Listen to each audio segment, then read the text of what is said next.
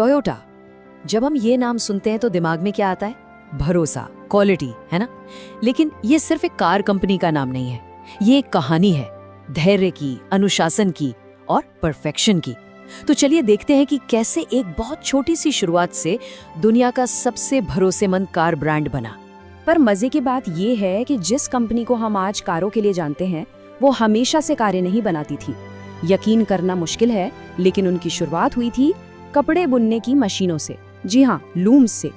तो सवाल ये है कि एक करघा बनाने वाली कंपनी दुनिया की सबसे बड़ी कार कंपनी कैसे बन गई? चलिए इसी की कहानी को समझते हैं। तो कहानी की शुरुआत होती है पहियों से नहीं बल्कि करघों से। एक बहुत ही अलग, एक अनएक्सपेक्टेड शुरुआत। साकीची टोयोटा, इनका बहुत ही सिंपल सा फलसफा था, अगर कोई प्रॉब्लम है तो मशीन को रोक दो। सुनने में कितना आसान लगता है ना? पर यही छोटा सा आइडिया, यही सिद्धांत आगे चलकर टोयोटा की वर्ल्ड फेमस क्वालिटी की नींव बना। तो देखिए, 1924 में साकीची टोयोटा ने एक ऑटोमेटिक करघा बनाया। फिर उनके बेटे ने 1936 में पहली पैसेंजर कार बनाई, टोयोटा ए। और फिर फाइनली 1937 में टोयोटा मोटर कॉर्पोरेशन की नींव रखी गई। ये सफर बिल्कुल आसान नहीं था, बहुत मुश्किलें आई, लेकिन उन्होंने हार नहीं मानी। तो सवाल ये है कि टोयोटा ने पूरी दुनिया का भरोसा जीता कैसे? इसका जवाब छिपा है उनकी कुछ आइकॉनिक गाड़ियों में। चलिए उन्हीं पर एक नजर डालते हैं। और उस भरोसे की कहानी में जो सबसे पहला नाम आता है वो है लैंड क्रूजर। जी हाँ, वो गाड़ी जिसने टोयोटा को बुलेट प्रूफ होने की रेपुटेशन दी। सच पूछिए तो इसी गाड़ी ने सारा गेम बदल दिया। लैंड क्रूजर इतनी मजबूत और भरोसेमंद थी कि ये मिलिट्री और जो बड़े बड़े एक्सपीडिशंस पे जाते थे उनकी पहली पसंद बन गई। मतलब दुनिया के सबसे मुश्किल हालात में भी इस गाड़ी ने कभी धोखा नहीं दिया। और बस यहीं से टोयोटा का नाम पूरी दुनिया में मशहूर हो गया। लैंड क्रूजर तो एक जबरदस्त हिट थी ही, लेकिन फिर आया साल 1966।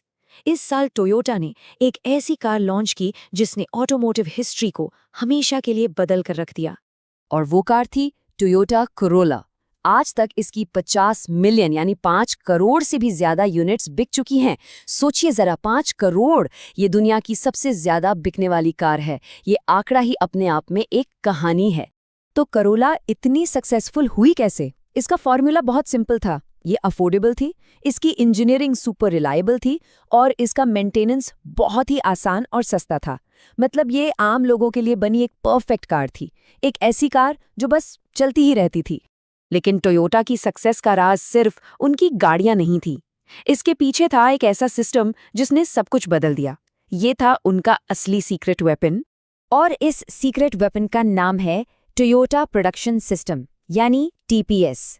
ये एक लेजेंडरी मैन्युफैक्चरिंग फिलॉसफी है जिसका एक ही मकसद है, वेस्ट को खत्म करना, क्वालिटी को टॉप पर रखना और एफिशिएंसी को मैक्सिमाइज करना। इसके 3 मेन पिलर्स हैं। पहला, जस्ट इन टाइम, मतलब सिर्फ वही बनाओ जिसकी जरूरत है और तभी बनाओ जब जरूरत है। दूसरा है काइजन, यानी लगातार इंप्रूवमेंट करते रहने का कल्चर। और तीसरा, जीरो डिफेक्ट माइंडसेट, मतलब जैसे ही कोई प्रॉब्लम दिखे, प्रोडक्शन रोककर उसे तुरंत ठीक करो। ये सिस्टम इतना कामयाब हुआ कि आज दुनिया भर की कंपनियां इसे फॉलो करती हैं। अच्छा, तो ये तो हो गई पास्ट की बात।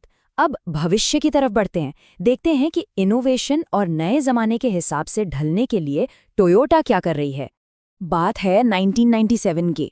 उस वक्त जब ईवीज के बारे में कोई सोच भी नहीं रहा था, टोयोटा ने प्रियस को लॉन्च करके पूरी दुनिया को चौंका दिया।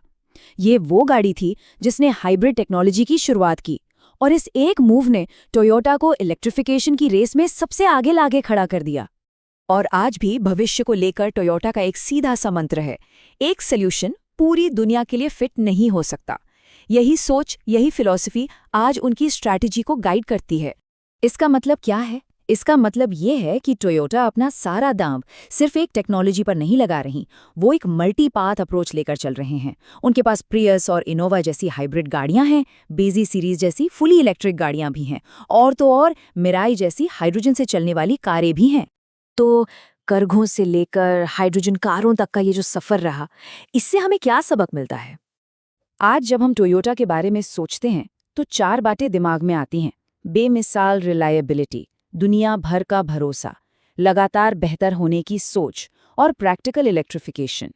और शायद सबसे बड़ा सबक यही है, टोयोटा की पूरी कहानी हमें एक ही चीज़ सिखाती है कि असली कामयाबी बड़ी बड़ी चीज़ों में नहीं, बल्कि बेसिक चीज़ों को हर रोज़ परफेक्शन के साथ करने में है। तो आखिर में एक सवाल बचता है, आज की दुनिया जहां हर कोई ऑल इलेक्ट्रिक होने की रेस में भाग रहा है, वहां टोयोटा का ये धीमा मल्टीपाथ अप्रोच क्या एक बहुत बड़ा रिस्क है या फिर एक मास्टर स्ट्रोक? सोचने वाली बात है।